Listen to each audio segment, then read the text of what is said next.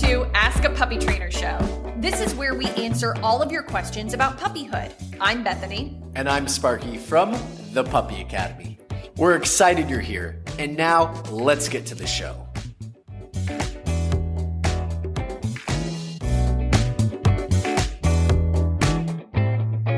Welcome to Ask a Puppy Trainer Show. This is episode 195. I'm Bethany. This is Sparky.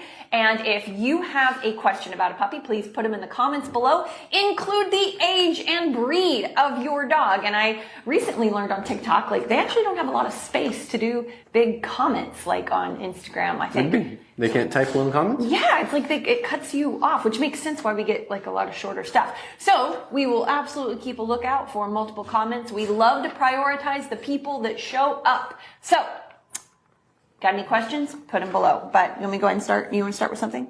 Yeah, let me start with Dalmatian. I like Dalmatian questions. All right, 4-month-old Dalmatian. Tips for the breed and how to handle consistent crying. I'm assuming from the crate? Where's the crying happening? Probably crying. Probably from the crate. Yeah. 4-month-old Dalmatian, tips for breed and how to handle consistent crying. You got to get them on a schedule and you got to give them some routine. You got to think about the brain and the body, and you got to be able to tire out both of them, not to exhaustion, but just enough to where they're ready to settle and you can start teaching them to relax. So I have my dog in the crate. I bring him out. I do a little bit of walk, a little bit of play, a little bit of training, some settle time on the dog bed close to me by my feet. Dog is finally starting to settle. Give a little bit of water. Back to the crate, couple hours. And I kind of rinse and repeat that throughout the day. What I need to give my dog is that release, but then also the sleep that they crave that they just don't know they crave. Was it something like 16 to 20 hours of sleep a day for young puppies? Yeah. That's about the average of what they need to be calm and relaxed, or at least ready to train when they come out. And the fancy word for that, if you ever hear anybody talking about it on the social network, is fulfilled. You know what? Leave me alone. Is fulfilled. We want to make sure your dogs are fulfilled, that you're fulfilling your dogs. It's a new thing. I make fun of it. It's actually a great word. I've been using it, but it is like a new buzzword on Instagram. So if you see that, make sure that your animal is fulfilled. They're talking about your dog's natural instincts. You have a hunting dog, so you got a lot of sniffing, but you don't want to just play fetch with a hunting dog because it's not normal for a hunting dog to catch things 60 times. And so that's not 60 out of 60. Yeah, that's not challenging. And so instead, go to the park, put your puppy on a long lead and let them sniff and leave them alone. And then when they're in a groove and they're relaxed, practice a few recalls, sit down, and then let's go, break, and ignore them again. Unless they're taken off, then just work on some turns, get them back into a groove, but let them sniff, let them engage their environment. We personally, we don't really like doing that on neighborhood walks on the sidewalk. We want to keep that work-based because they're not going to be acting, for us, the way we train, they're not going to be pulling and sniffing on a neighborhood walk long term. And that takes in what I was waiting to bring up. This is not fulfillment through enrichment sniffing, which is just the back and forth sniffing like crazy. So they say. This is enrichment and fulfillment through training. It's different. It's different. It's giving your dog that release. That release word is important to go off and sniff, kind of get into a groove. Oh, I see what you're saying. And then do what she's saying, which is recall back. It's a different type of enrichment and fulfillment that's still based on you guys, not just freedom of movement. I like that. I like how you did that. He full circled me. I full circled it. I know. I don't usually it's me. Too. Usually it's me. That was good. I feel real good today. Real awake. We got to add one more thing to that though, because that's really just to make sure that when you say no to your puppy, that it lands. Meaning. It lands. Has value, holds meaning. It's not fair, to say no when you've got a puppy that's not fulfilled emotionally and physically. And so anyway, if you feel like you're doing that, what you need to work on is thresholds blocking, spatial pressure. You need to make sure your dog is sensitive to spatial pressure. So sometimes when they come up to you, you don't always pet them. You just say no, not right now. Bump into them, move into them, teach them how to go to place. If they're coming out of the crate really, excitedly, it's no, use the crate door, use spatial pressure. You can even use an object in the crate to create more spatial pressure to help the brain settle down, move back. There's a technique to that though. That's not something that's easy for us to just explain. So you might want to look a little bit into some balance training videos and kind of see what I mean about body blocking, spatial pressure. These are not correction based. This is not like a no and a correction. This is just communication.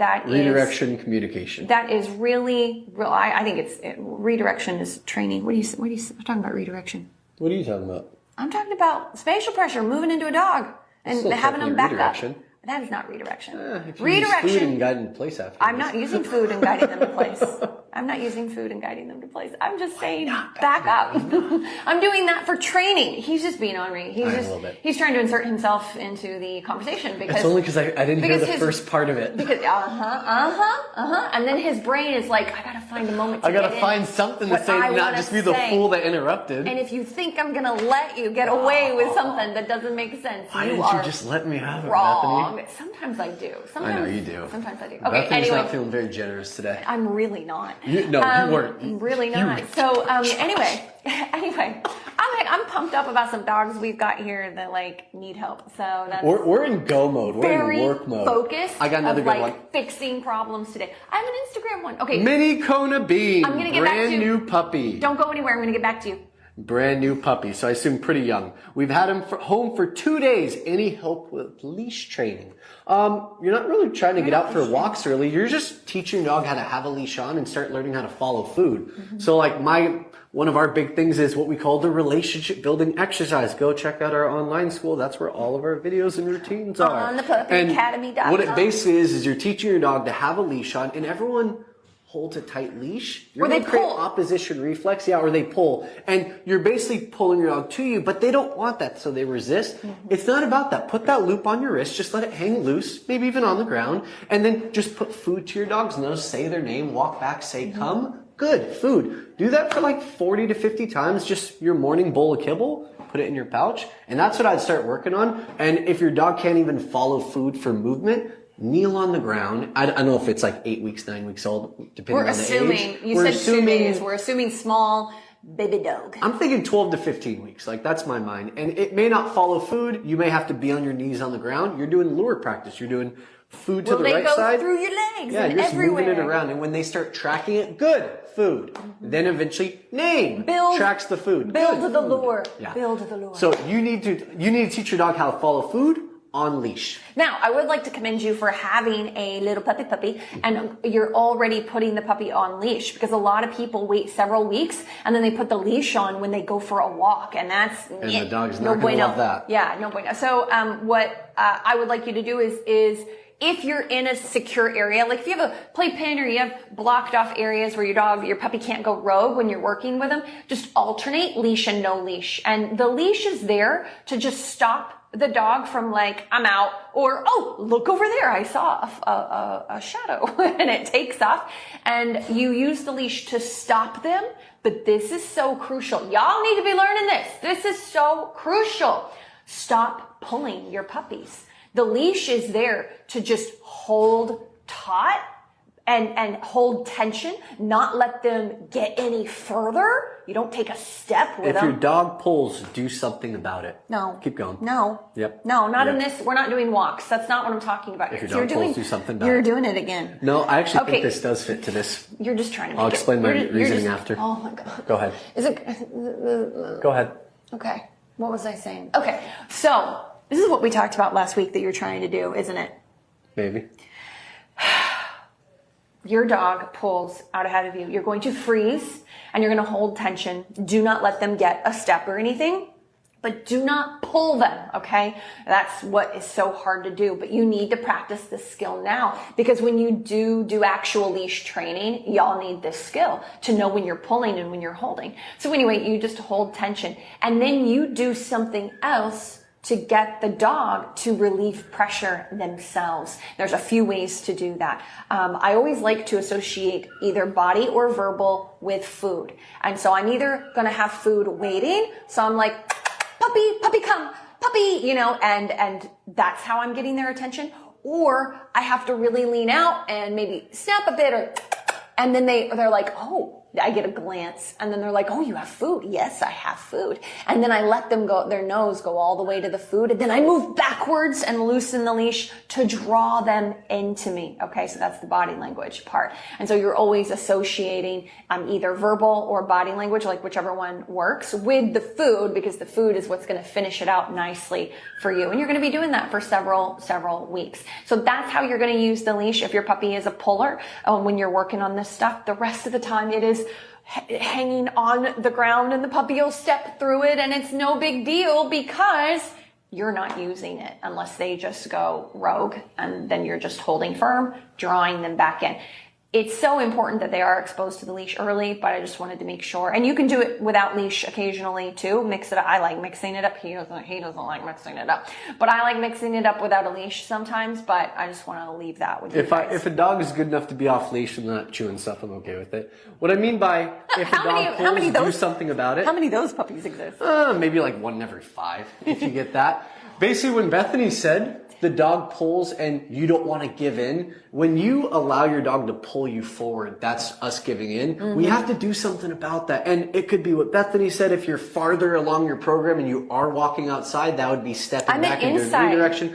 I'm just saying on your dog in whatever stage they're in. If your dog is pulling, you want to do something about it. Whether it's going forward with food and redirecting their focus, you don't want them to pull you into spaces. You want to make sure that you're having a loose leash when you're moving. That was good. You don't want your dog to pull you into spaces, even in the house, because that's where you're starting your journey of teaching your puppy what to do. So if they pull you into spaces in the house, of course they're going to do it outside. So start strong with those boundaries inside. Ooh, that's good. We should use that for the online school. I should type that out somewhere.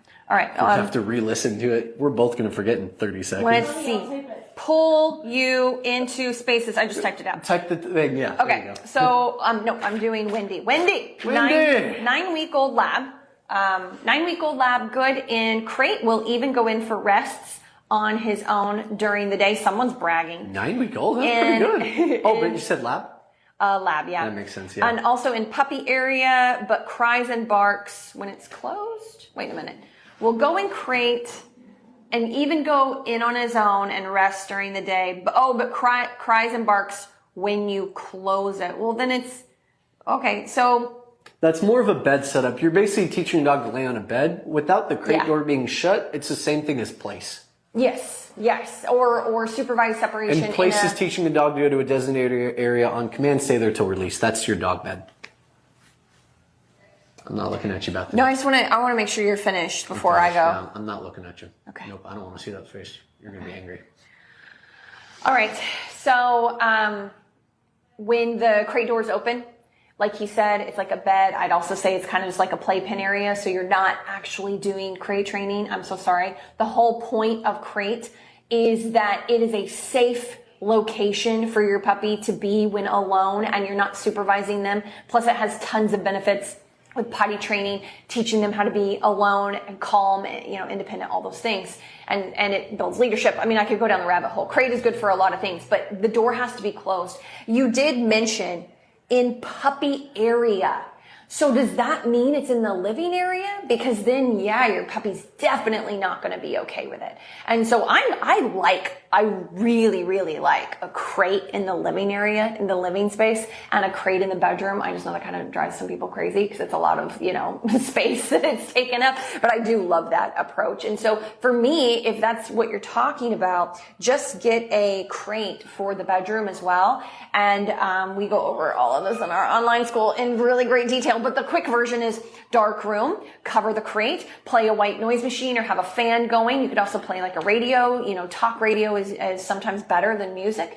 And start working on patterning, we call it house, over and over again, nice and calmly, and then leaving your puppy for short periods of time with the door closed to see if you can ride out the whining. It might stop in 15 minutes and he napped for 20. What do you think? I'd say try that. Come back next week. Ask us for another suggestion. Yeah, because we kind of need to know how that goes first. I could give more advice, but it just feels overwhelming. That's going to feel overwhelming to start with. Try it out. See how it goes. That's probably true. That's probably fair. Look at us. Not overwhelming clients. I think you have a TikTok one. I have Hi, like Tickety 3 Tack. or 4. Okie doke. Yeah, I have a lot. My 1.5-year-old Cockapoo has severe separation anxiety. He will bark for hours if left alone. Any tips?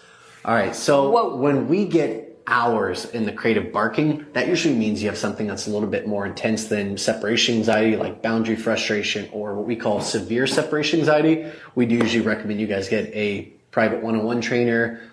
We recommend going down like the balance route. Most of the time there's something else besides just that. I wish we could give you the perfect advice, but that is a bit excessive. That's when we refer people to private trainers. It's also the age. One-on-one. It's also the age too. And so I would definitely dive down the separation anxiety rabbit hole.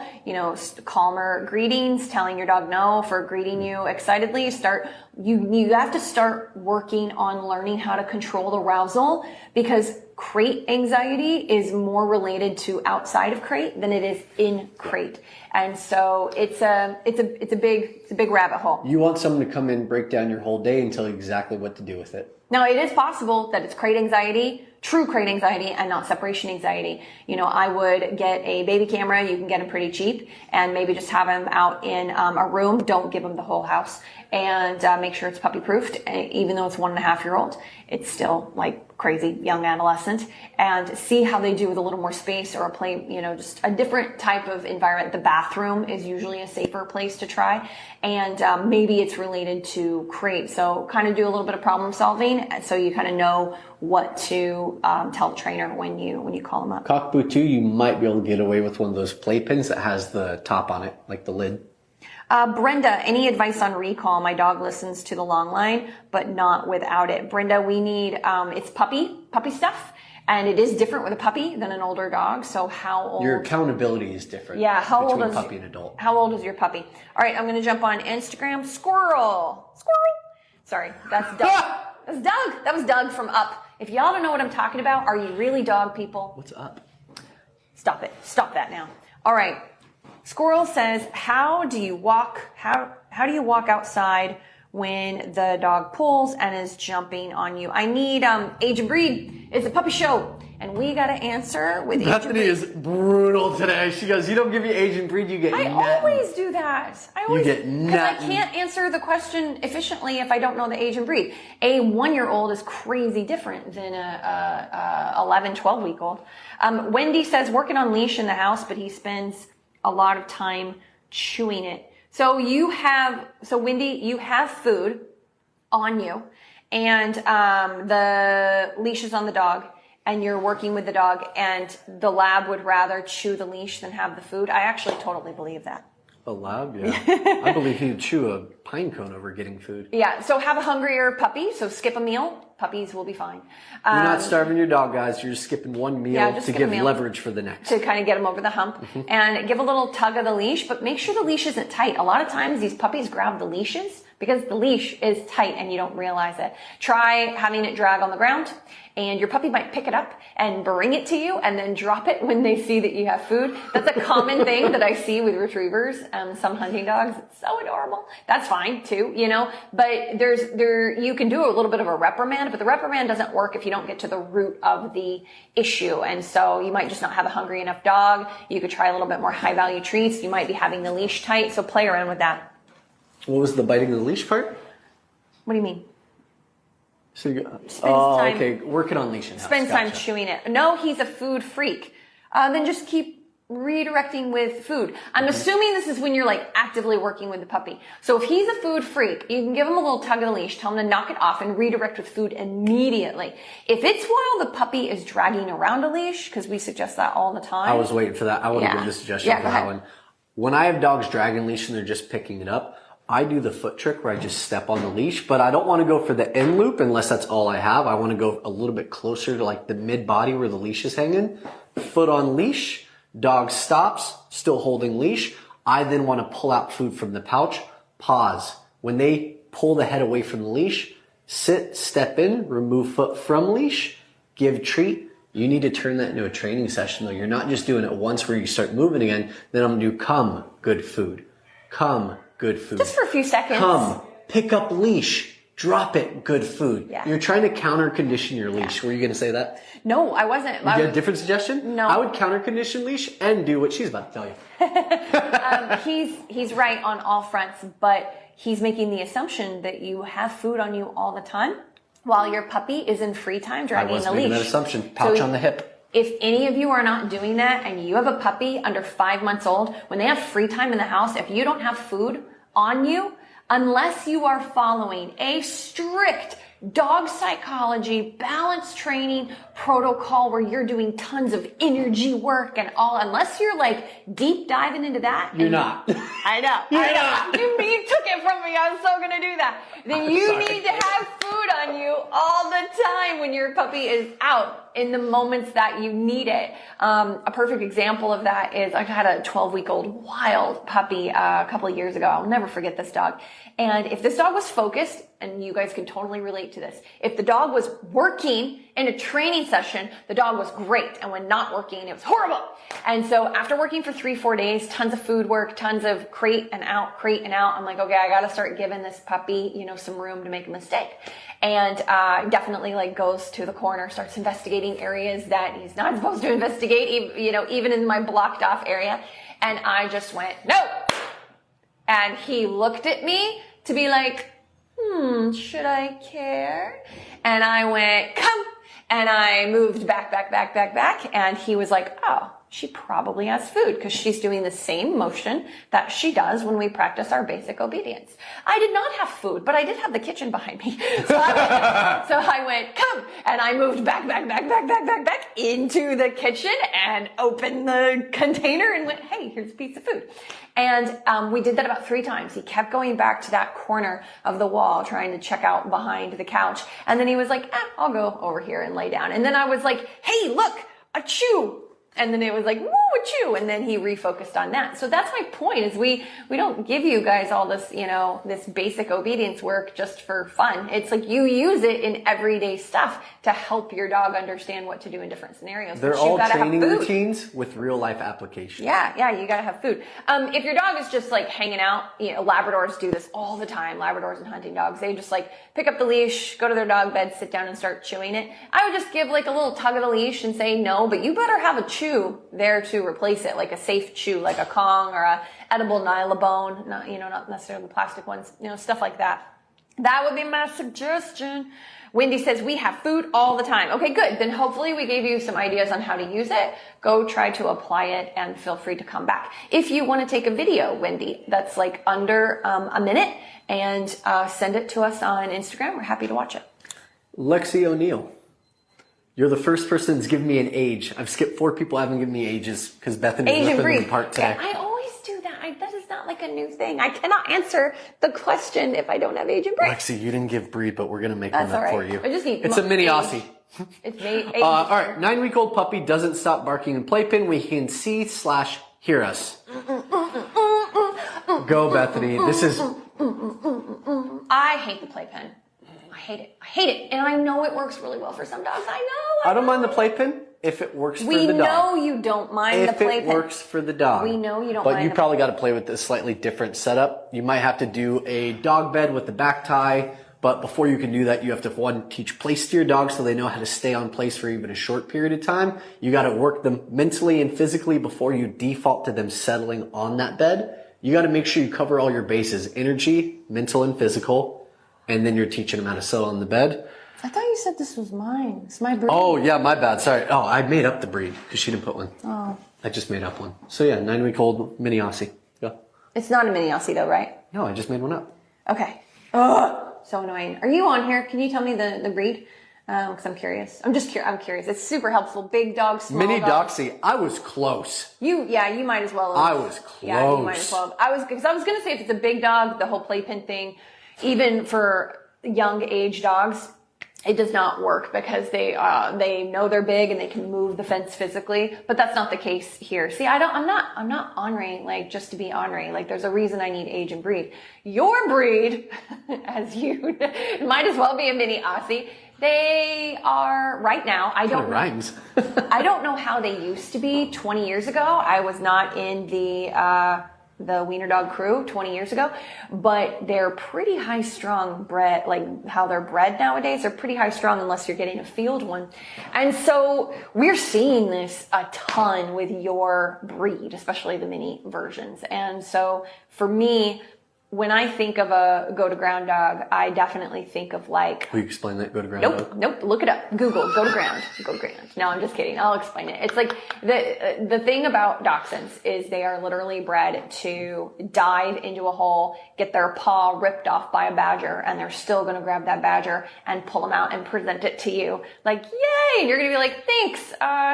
Throw some iodine on that. Let's go get a few more badgers, and then we're gonna go to the vet. You know, that's you know. Work dog. It's a work dog. So when they have taken this and they have minionized it, we've just seen a lot of issues with them being a little high strung, a little needy, a little prone to separation anxiety. And so my take on that is to completely do away with playpen and to put the puppy more in crate rotation and have the puppy out with you. You can do that for the usual playpen time. We have like our own schedule. Are you following our schedule? It's called the free time. It's a free time. Where can they get our schedule? Again, in the bio, right? Link in bio, free masterclass. Link in bio, free masterclass if you'd like our breakdown. But for what we would call activity time and for supervised separation, which would normally be playpen, is you would tether the dog to you, but be ignoring them. The only thing you would engage with them is what you don't want them to do. So if you're like sitting on the couch and they're like going under the couch on leash, you're like, nope, get out of there. And you can use a little food redirection if you want. That's perfectly okay. And have a chew toy for them. But then you're ignoring them again. This is not cuddle time. And so they're learning how to like hang out around you, attached to like just clip it on your belt loop or put around your waist on leash. But it's different. The playpen, when it's good, it is good. It's so helpful for owners to have sectioned off areas where the dog just hangs out and exists. So don't get me wrong. I was hating on the playpen for people like you who have dogs who don't respond well to it. Yeah, where you're told that this is what you're supposed to do and it makes you feel like you're doing something wrong and it's just not the right fit for your dog and your dog's mindset. And that's okay, Mm-hmm. That's totally cool. All right, guys. I only put him in pen if I need to get stuff done around the house. Should I put him in kennel instead? Yep. If he's barking in the pen, yeah. Definitely. And the kennel should be somewhere like a baby taking a nap, like quiet, calm. You're not rushing. Like it's very chill. We were 4 minutes late. I'm going to throw in one more because it goes off what we just talked about.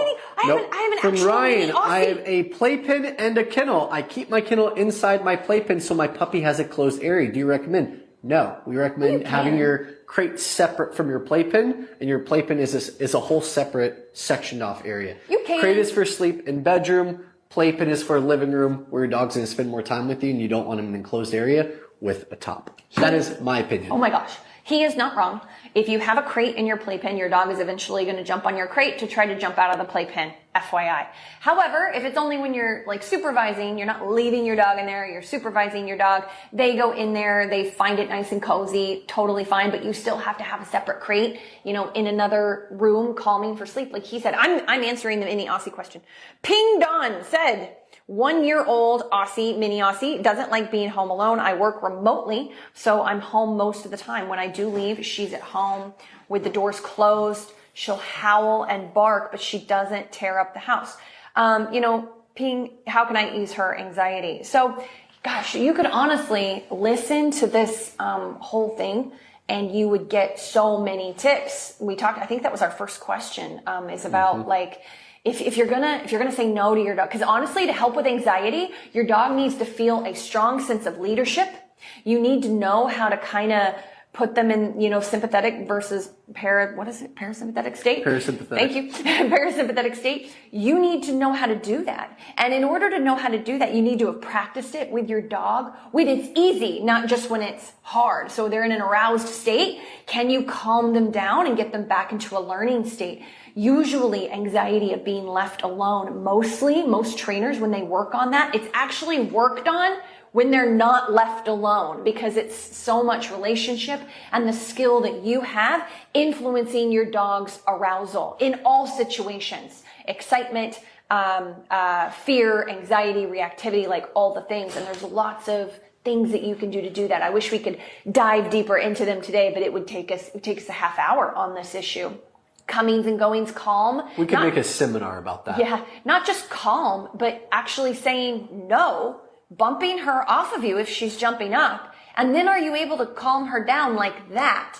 Because if you can't, that's what needs to be worked on before trying to influence her behavior when you're gone through, say, a video camera where you're able to give her words that you practiced when you're in front of her. There's a lot of things. There's a lot of routes that you could go with this, but I hope that kind of gives you a little bit to think about and maybe do some research on. And I hope you'll come back next week at 1 o'clock sharp, and we can dive a little bit deeper into it. But Sparky, I know, is going to say, the same thing I say sometimes. What did I say? Which is, we don't want to push you off or anything, but when it comes to true separation anxiety, especially with a dog that is over 4 months old, you're dealing with a situation where you're going to have one-on-one help, regardless of the advice that we give. So anyway, I hope that helps, and everyone have a great day. Thanks for tuning into Ask a Puppy Trainer Show.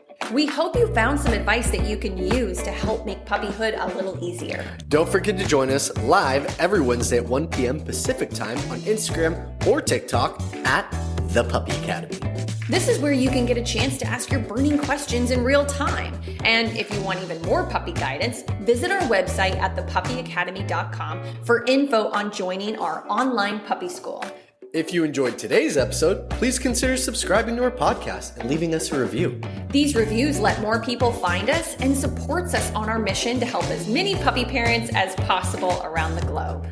Thanks for listening, and we'll see you in the next episode.